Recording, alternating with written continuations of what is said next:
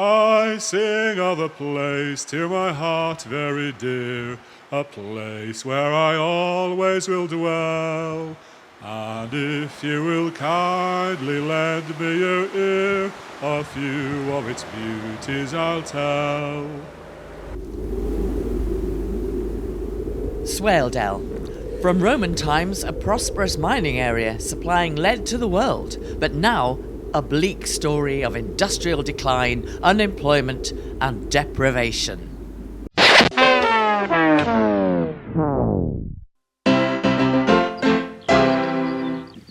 Swaledale. Fabulous scenery, high-class arts festivals, ideal for tourism or retirement for wealthy seniors. A great investment opportunity.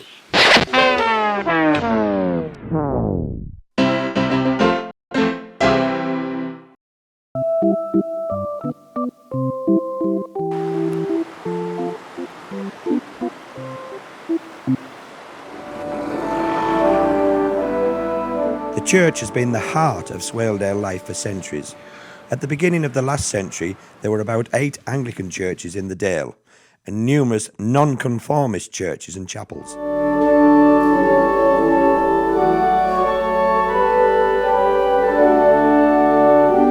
There was a lady who played the organ at the Methodist chapel, so I went to have music lessons with Mary Metcalfe. The music was a big part of life, it really was. This connection with the church and music in the Dale has roots going back to the 18th century and the arrival of Methodism. Helen Guy is the founder of the Dales Museum in Keld. Obviously, John Wesley swept into Swaledale in the mid-1730s, and that really promoted the temperance movement, which was really helpful because for a lot of lead miners, when payday eventually came, it was always in the taverns and inns. And for a lot of lead miners, the temptation to then take that money home or spend it on some beer, So the temperance movement was very much embraced, and I mean, chapel could be 2 or 3 times a day on Sunday. Yeah, and that's when the song and the singing became, because it was a place where people could forget the worries for a while and just, rejoice and meet friends, etc. So that's where the singing came from. And the concerts were right through the Dale. They even held concerts in haymews, in abandoned barns and things, so I think up at Hogarth they used to have concerts in the haymews. They were very, very celebrated and very, very loved, So flow, river, flow, wind your gentle way. I love the Dale, I love the Swale, in Swale there I will stay. So flow. So the central presence of the church in the Dale's life went hand in hand with a focus on education. The Swaledale lead miners were thought to be quite a crude, basic sort of kind of folk, but really there was a huge desire for self-improvement, and this is why most villages in Swaledale have a literary institute.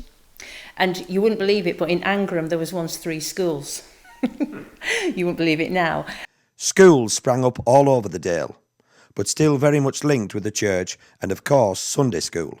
Because we started Sunday school before school, and that was when we started singing and such and that, and then another thing that with Sunday school, back in them days, every Sunday school in the area, they did a competition in wreath, and everybody, so many sang, so many recited and such and then they got pointed and who won.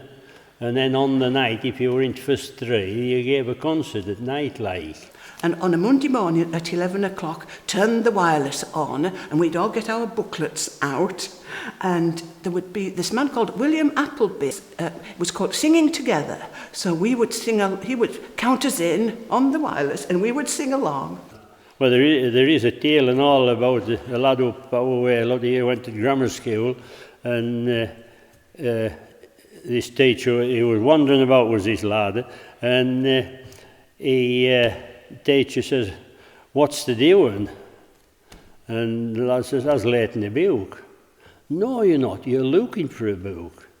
And this lad looked at the teacher says, "As late on, you can look for it if there once."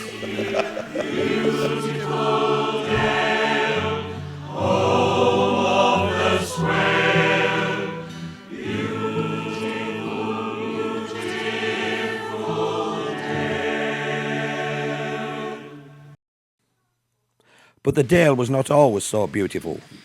In 1850, 50% of employment in the Dale was in lead mining. Much of the present Dale landscape reflects this. Keld was one of the lead mining centres. So, you know, we've got all the lead mining artefacts here. You look out that window and you've got the old field hush there, you know, which was worked for centuries. So that's when they collected vast amounts of water at the top of a hill where they thought there was lead. Then they would release it. It would tear down the hillside, taking away all the topsoil, hopefully exposing the lead vein. So you've got these great big V shapes, which are really, really striking. And I think quite beautiful because the landscape has captured the history and the heritage of the area. But after 1850, the mining collapsed, and by 1881, farming became the primary employer. Farming in the early 20th century was mixed mainly sheep and dairy. Everybody had a cow, and the farmer's wife producing butter and cheese. Dave Leedale started as a farm worker in Mask in the 1950s. So when I come round to school leaving time, which I left at the age of 15, and Uncle Morris, which was Morris Simpson, and Auntie Leda, said, "Would you like to come to home farm?" And well, of course that was me, straight away. Yes, I would. So we came and I lived in, and I was there for 12 years, nearly 13 years. And we just worked between us, and it was good because life was simple. There wasn't all this technology you've got today. You see, we didn't even get electric till 64. Right. No, 63. A lot of people didn't have telephones at all. And I can remember one farm who was still on oil lamps up at I think it was Lum's house. I'd go up there one night and I was surprised. I thought, no light? I thought, no, there isn't, it's all lamps. And it was hard work and the blisters on the hands, but I stuck it out. Second week, it got easier. Third week, I was away. And that's the beginning of it. We didn't have all this fancy tackle that they have today. It was all manual, but most people were the same. Everybody had more or less the same stuff. And you just rely totally on the weather to get you through it, and hopefully you can get the best crop you can, because you want your stock to be eating good food, like yourself. And I just went from there. But the economics forced farming to change. Jonathan Brunton is a sheep farmer at Moorhouse Farm near Mask. The land is too acid, not a lot of depth of soil, and it doesn't really lend itself to crops. Purely from financial reasons, it would be more profitable to farm stock, and sheep and suckler cows were the best stock suited to this type of terrain, basically. And it just evolved, I would think, just people could live better. And mechanisation contributed to the improvement. Well, I can remember when the cattle wagons used to come round on main sales, and then there was another following behind, picking people up, like, and that. In a cattle wagon? In a cattle wagon, like, yeah. Right. And that. And we had buses, but we would get our first car in about 55 or 56, like, Right. and that. And then we used that as well to take a few lambs to horse. We used to take the back seat out, and then we could get 6 lambs in the back of the motor, like. No health and safety? No, there'd be no health and safety. But without television and with transport limited, what did people do for entertainment? To the lassies. We made your own entertainment. There was whist drives and domino drives in the village, concerts twice a year, the odd dance, chapel, church. There was a dance on every Saturday night somewhere in the Dales, and we used to hold dances in the old hall, Mask Hall, the yard where the stables used to be. And then there was a chap from down home called Johnny Metcalf, And we used to all go into town on a Saturday night. We used to get picked up at Mask Bridge. There was 2 lads from Bushy Park. There'd be 2 from farm workers from Manor House, myself and others. And we used to get to Mask Bridge and travel through to town on a Saturday night. And it left town at 10:25 to take back up the Dale, crammed full of Dale's lads and lasses. And Johnny used to be in the back of the bus. He'd had a few beers by then, like, and he used to pull his old harmonica out, and he used to play 1 or 2 songs. I can remember one of them in particular. It was called Apple Blossom and Cherry Pink, and I thought, he's pretty good. So I went to Darlington one Saturday, and I bought exactly the same sort of harmonica that he had. It was called a Bell Echo, made by Horner. It was a double-sided one, G and C, and it wasn't long before I'd picked up what he got, and then it just went from there. And then I got into the band situation, and still am, and love it. Never stopped. I'll stop when I stop breathing. So while people were self-contained for their entertainment, when funds were needed for the churches and church halls, a concert party was the answer. This was the kind of thing my father, Robert Wallace, delighted in organising.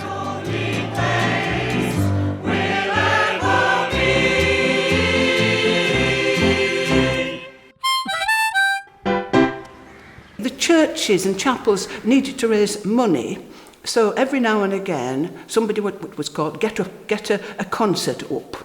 It had to be some organising person who knew a lot of people, knew everybody, who would say, will you sing a solo and will you do something else? And a few people might get together and do what was called a sketch, which was a little play, and everybody would sing together as well, and that would be what was called a local concert.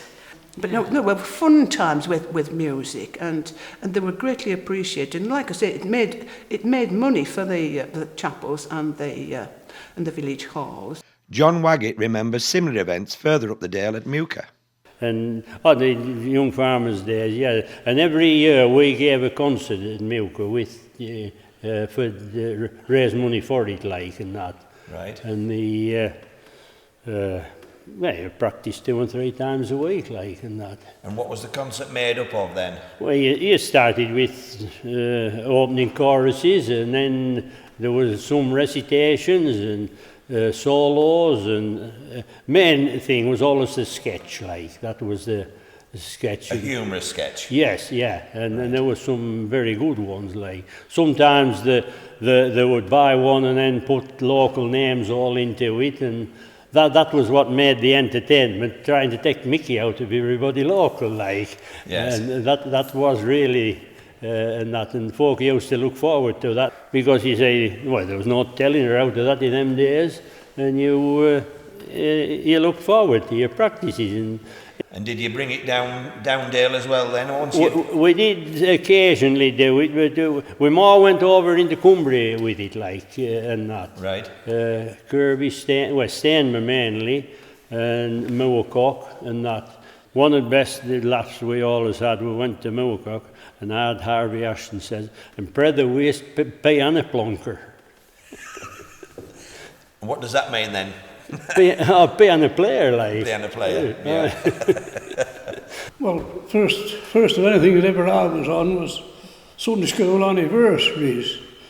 And then when I got older, I started in concerts here in Laura, taking part in sketches and... My father was from a very musical family, and he used to sing with his 2 brothers and his nephew as a quartet.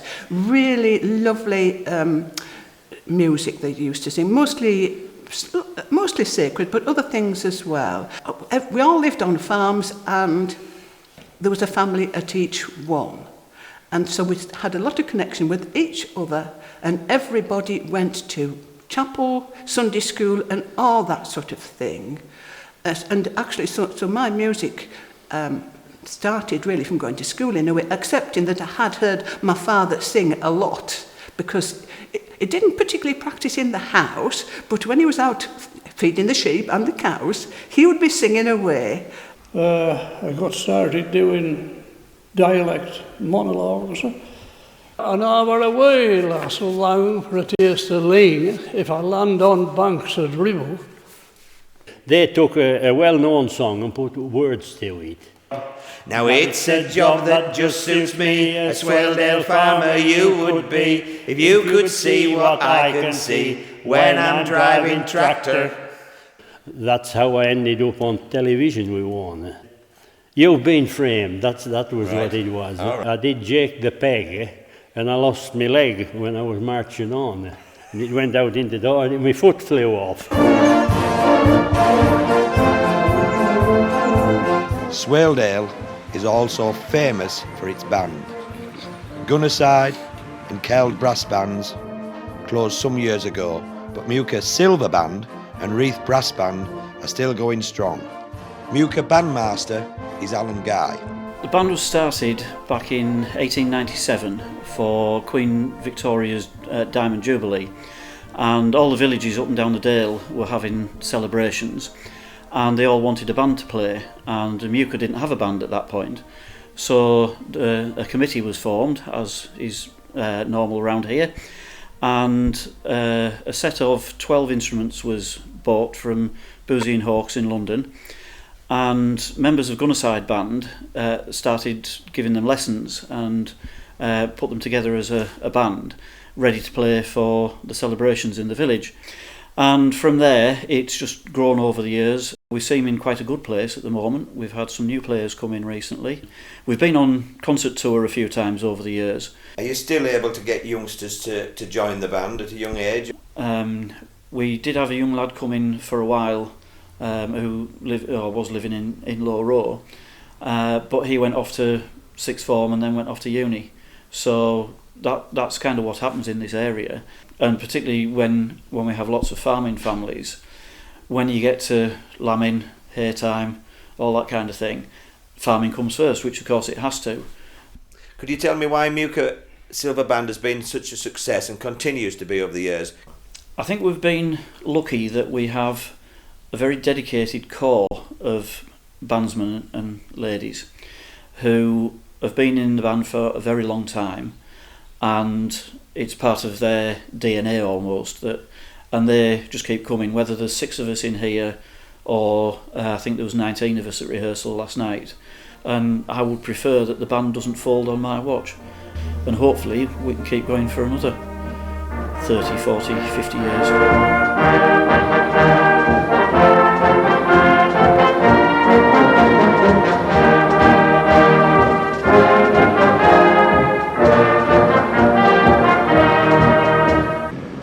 So it's the community that kept music alive over the years. Rhoda Fraser from Arkengathdale has been involved with the chapel and music theatre in the area for many years. Dale's people just did sang as part of life. Yeah. Do you know what I mean? Yeah. It was just part of And there'd be some living. male singers in the concert party, was there? Oh, well. Have you any memories of any names and what they would sing? Bass chap that used to sing Mud, Mud, Glory. Charlie Spenceley. Charlie Spenceley. Another local farmer, wasn't he? He was, but Mud, Mud, Glorious Mud always took my imagination, you can imagine. And would he ever get the audience to join in with some in the chorus or something like that? Was he? Well, I suppose people naturally joined in sometimes, especially if we're doing chapel things, because people would know things like the old rugged cross, and you know, I used to sing things like I Come to the Garden Alone, which was from my grandma's songbook. Could you give us a bit of that one now? Hey, heck, I'll be worn out. I come to the garden alone, while the dew is still on the roses, and the voice I hear falling on my ear, the Son of God discloses. And then it was the chorus, and people would automatically join in. And he walks with me, and he talks with me, and he tells me I am his own, and the joy we share as we tarry there, none other has ever Well, that brings us to the end of this review of the culture of Swaledale past. And now to hand over to the present day and the good work done by the Swaledale Festival and Mass Choir. Now then, how's to do? How is there? All right. I'm all right, sir, yes. Yeah, I've just come from middle house. I said, mine's a light. And she poured a bucket of water down my trousers. Really? Going up in the world there, David, I'm telling you now, eh? Well, Hey, got any bits of talent on the go? You know what I mean? Nudge, nudge, say no more. Certainly not, sir. Certainly not. Ask him for his opinion on the Swaledale Festival. You're obviously a local, sir. Could you tell me, do you take in any of the Swaledale Festival events? I do. I take it in Blackpool, at Middlehouse and Buck. But I can't tell you much, though, because I'm under contract for a new 13-part series with North Yorkshire Productions. They're interviewing me and my farm. You haven't got a farm? Oh, I have now. Anyway, I'm off to the pub now for a pint. Hey, are you coming? I might join you later, sir, thank you. Well, I'll see you later. See you in 5. Ta-da! Well, every village has one, and that's obviously Reith's. So this is David Wallace from Reith Green, handing back to the studio.